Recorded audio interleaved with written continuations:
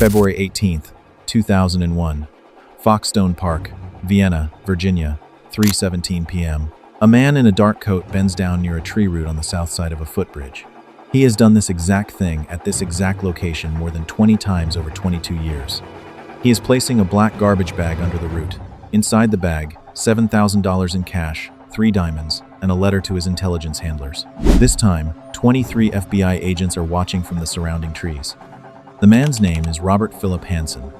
He is a 27-year veteran of the Federal Bureau of Investigation. For the past 22 years, while employed by the FBI, he has been a paid agent of Soviet and then Russian intelligence. At the time of his arrest, he is the head of a unit responsible for evaluating threats to American national security from foreign intelligence services. He has spent his career hunting spies. He has been one the entire time. Robert Hanssen joined the FBI in 1976 after brief careers as a Chicago police officer and an accountant. He was assigned to counterintelligence, specifically the Soviet Analytical Unit. His job: study Soviet intelligence operations and identify their assets inside the United States. He was, by all accounts, exceptionally good at it. He understood how the KGB operated. He understood their recruitment patterns, their communication methods, their institutional weaknesses. He could look at an intelligence picture and see what others missed. Over 22 years, Hanssen provided Soviet and then Russian intelligence with material that American analysts later described as the most damaging intelligence breach in U.S. history. He gave them the identities of 3 Soviet intelligence officers who were secretly working for the United States. All 3 were executed. He gave them the design specifications of a secret tunnel. The FBI was digging beneath the Soviet embassy in Washington, a project that had cost tens of millions of dollars and years of work. The Soviets stopped using the targeted communications the moment the tunnel became operational. Nobody at the FBI understood why for years. He gave them American nuclear war plans, emergency government bunker locations, the full technical specifications of the U.S. nuclear early warning system. He received in return approximately $1.5 million in cash and diamonds. And one additional thing: he was never asked to provide his true name. He operated under the alias Ramon Garcia. The KGB never knew who he was. Robert Hanssen attended Mass every Sunday. He was a convert to Opus Dei, one of Catholicism's most conservative organizations, and practiced his faith with what colleagues described as genuine intensity. He taught Sunday school.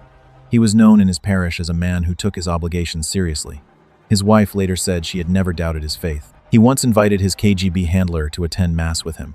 The handler had no particular interest in Catholicism. He went anyway. Hanssen sat beside him in the pew.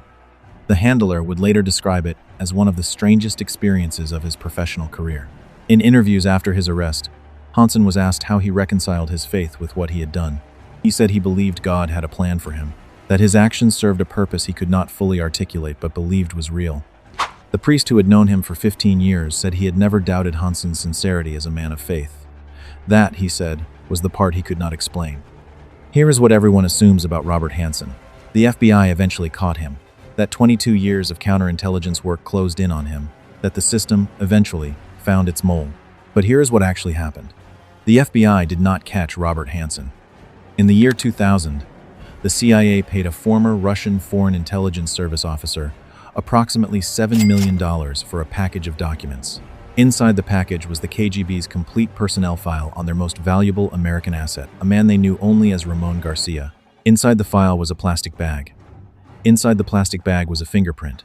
The fingerprint matched Robert Hanssen. The FBI had not identified him through investigation.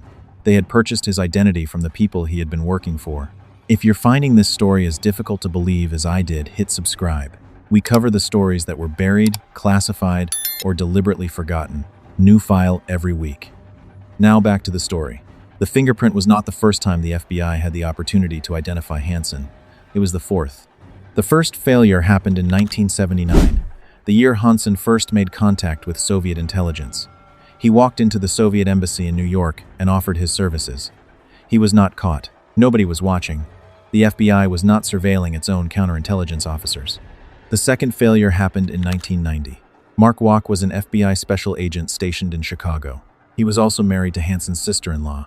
He had been watching Hanssen for 2 years. Walk had noticed things that did not add up. Hanssen and his wife lived in a house in Vienna, Virginia, that was beyond what his salary could explain. He had seen bundles of $50 bills in Hanssen's home.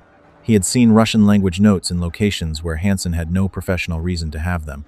He had heard Hanssen make comments about Soviet intelligence that suggested a level of operational knowledge inconsistent with his role. In 1990, walked into the office of his Chicago supervisor and reported his concerns formally. He named Hanssen. He listed the specific observations. The supervisor filed the report. He did not escalate it. He did not open an investigation.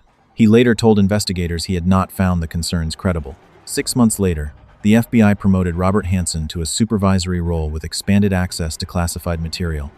The third failure happened in 1994. Hanssen had grown curious, or perhaps careful. He accessed the FBI's internal database to search his own name. He also searched the alias Ramon Garcia.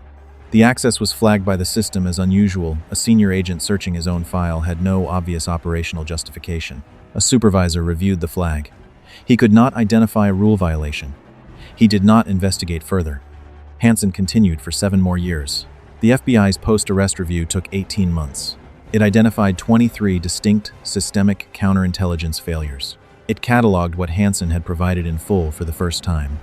He had provided the identities of Sergei Motorin, Valery Martinov, and Boris Yuzhin, 3 KGB officers who were secretly providing intelligence to the United States. Motorin and Martinov were executed. Yuzhin was sentenced to a labor camp and survived. He had provided the existence and design specifications of the FBI tunnel being dug beneath the Soviet embassy on Wisconsin Avenue in Washington. The tunnel had taken years to construct at enormous cost. The Soviets stopped using the communications systems it targeted the week it became operational. The FBI spent years concluding the technology had failed. It had not failed. It had been compromised before it was finished.